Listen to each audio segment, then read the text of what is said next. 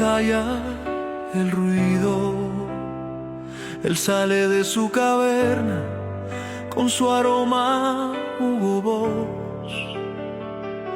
Un duende negando a su verdadero amor, obsesionado por ella y sus libros, cruza el umbral donde empieza su fe.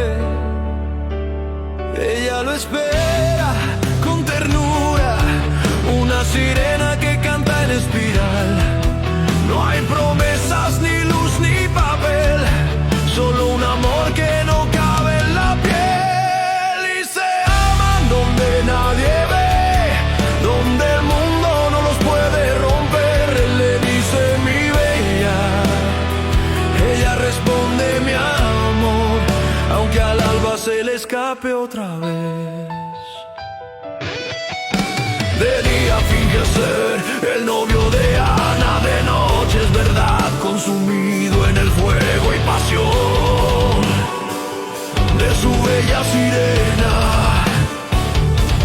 Vive en cadenas, sueña en libertad para poder amar, porque es con ella que siente lo que nadie le da. La familia lo amarra con hilos de honor, pero su sombra le canta al amor en su soledad.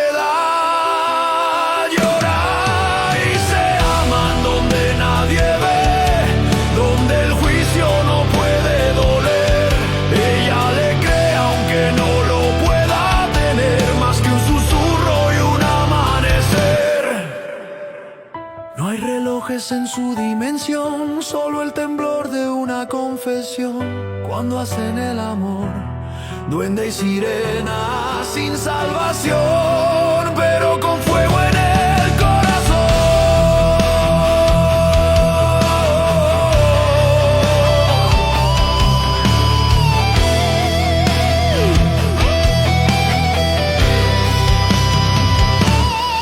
Y se aman donde nadie ve, en la grieta entre el deber y el querer. Aunque el mundo no los pueda entender, en su noche se vuelven a nacer. El poeta de la caverna y sirena.